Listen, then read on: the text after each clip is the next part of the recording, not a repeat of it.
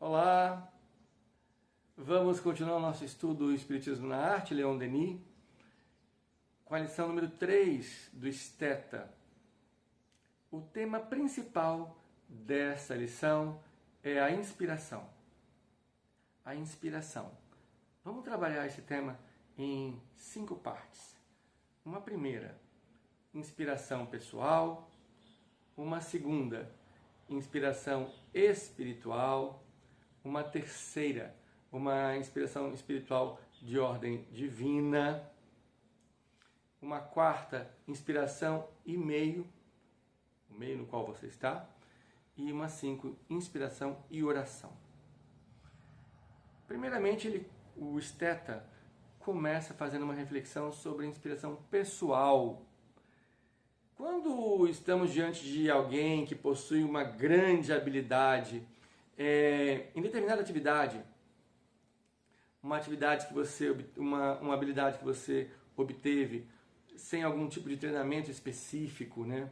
Um treinamento prévio para essa atividade, costumamos dizer que essa pessoa ela tem um dom, ela é inspirada. Muito bem.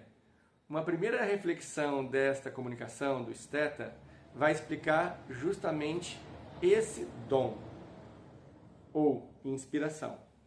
O Esteta explica que em cada uma das vidas do espírito, várias habilidades são aprendidas, desenvolvidas e acumuladas.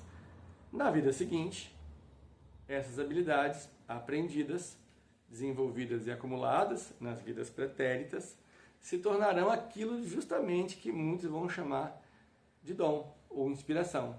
Neste caso, o Esteta nomeará essa inspiração como inspiração pessoal. Esse é o tópico 1. É a inspiração que nós obtemos a partir das nossas experiências pretéritas. Um outro tipo de inspiração é a inspiração espiritual, segundo o texto da obra, segundo o Espírito, o Esteta. Quando do plano espiritual é decidida a reencarnação de um espírito, ele leva consigo as afinidades dos seres com os quais ele conviveu. Ele estava no ambiente espiritual, convivendo pela lei das afinidades, com aqueles com os quais ele tinha afinidade, e quando ele reencarna, este grupo continua zelando por esse espírito. Os companheiros espirituais de quais ordens nós estejamos afinizados, eles continuam conosco em nível de intuição aqui. Muito bem. Porém, mesmo do plano espiritual, então, pela intuição, eles vão enviar fluidos que darão impulso àquilo que alguém chama de genialidade, do espírito reencarnante, deste gênio artístico ou deste artista, certo? Nesse caso, o Esteta fala de um outro tipo de inspiração. Fala de outro tipo de inspiração, que aí seria uma inspiração espiritual. Uma inspiração desses companheiros. Interessante que, dependendo do grau de afinidade, dependendo do tipo de fluxo energético, vibratório, que esses espíritos se comunicam com este artista, esse trânsito vibracional entre o artista e os espíritos, isso pode causar uma instabilidade, né? Uma perturbação, né? Neste que recebe essa vibração. Inclusive, quando os átomos físicos não podem resistir a esse influxo, né? Isso explica porque às vezes acontece uma instabilidade com o artista, segundo o Esteta. Então, esse seria um segundo tipo de inspiração, a inspiração espiritual. Só que o fato de ser espiritual não quer dizer necessariamente que seja espiritual superior. Então, os companheiros que nós temos e os companheiros com os quais nós estamos afinizados, eles sempre estão nos inspirando, sempre estão inspirando os artistas. Essa segunda seria a categoria, uma inspiração espiritual. Uma terceira categoria é a inspiração espiritual de ordem divina, com aquela que alimenta a centelha divina, que nós já comentamos aqui e nos episódios passados. A centelha divina. E é aí que do espaço os espíritos superiores pressentem a chama gerada pela inspiração pessoal.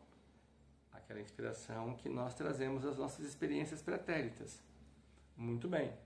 Tendo essa inspiração, se Deus permitir, esses guias extrairão em esferas onde reinam todas as frases do texto de Leon Denis, certo?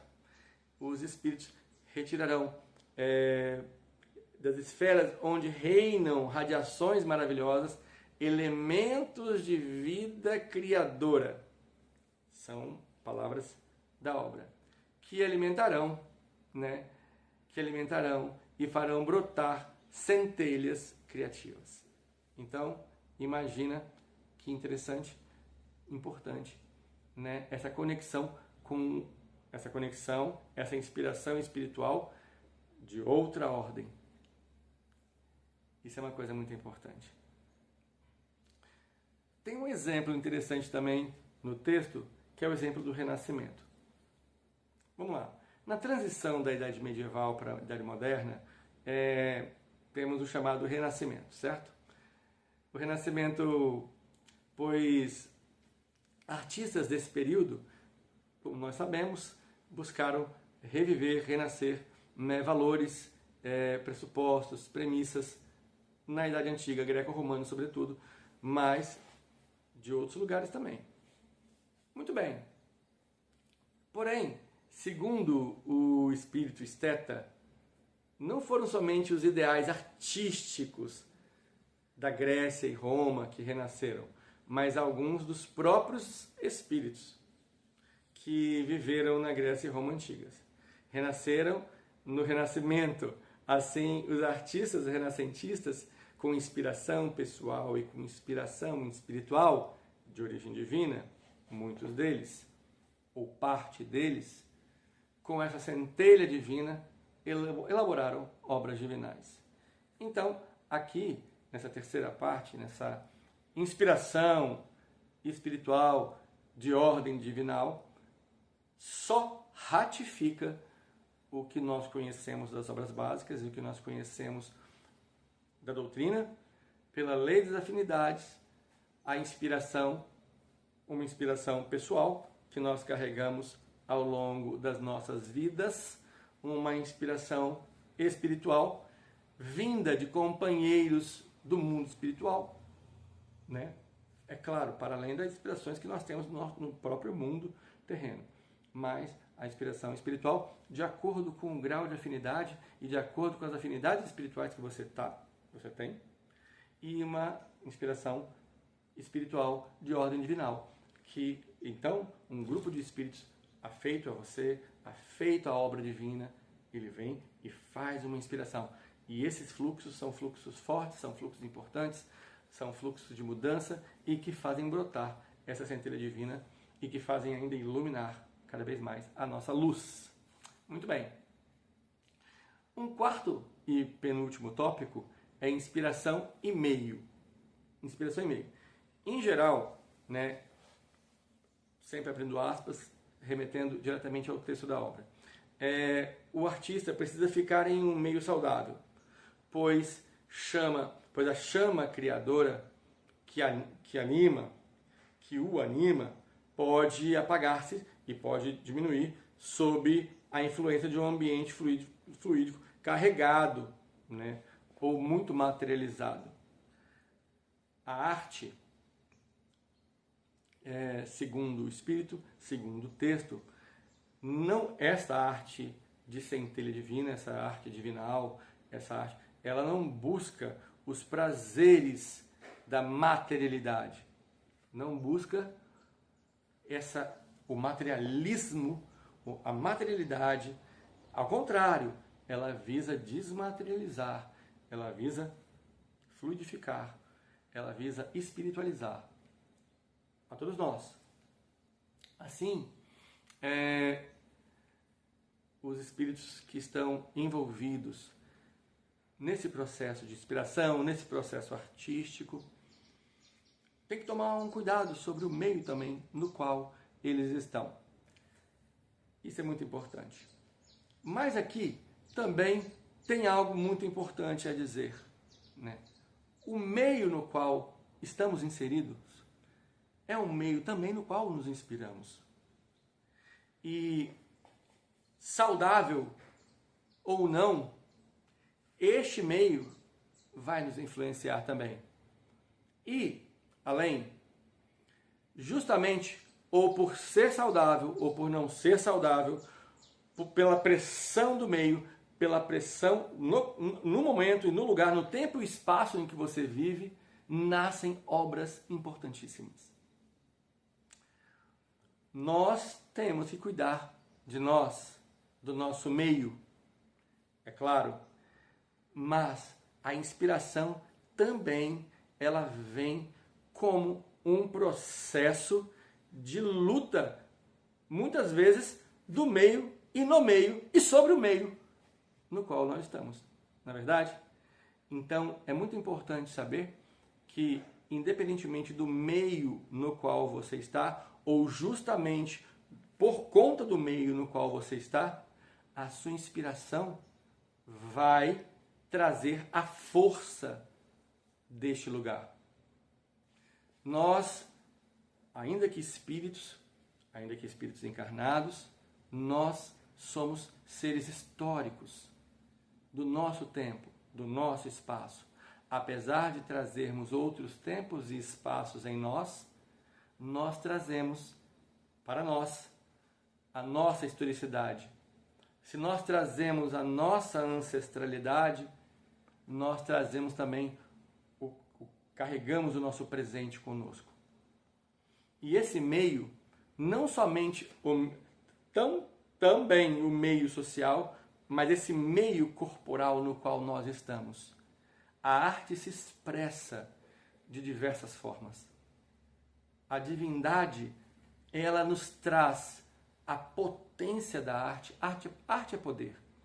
Arte é poder de pressão. Ela é poder de impressão e é poder de expressão. Então,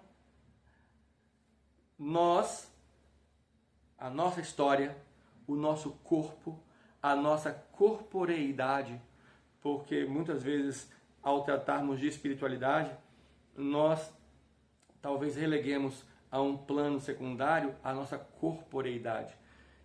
Então, a nossa espiritualidade, a nossa corporeidade, a nossa sociedade,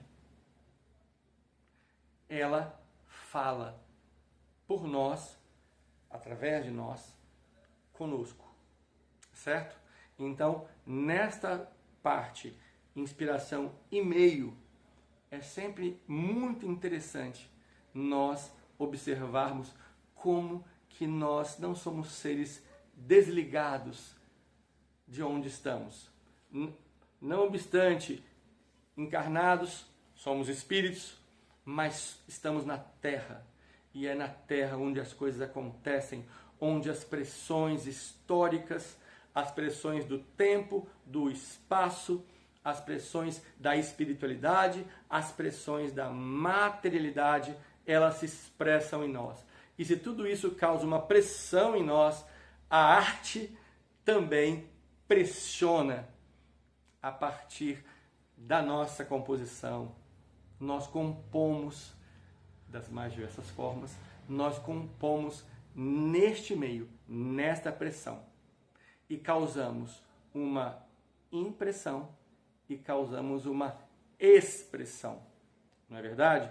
É por isso que, como espíritas e espiritualistas, nós acreditamos muito na pluralidade das existências, mas acreditamos também na existência das pluralidades em termos de arte, em termos de tudo.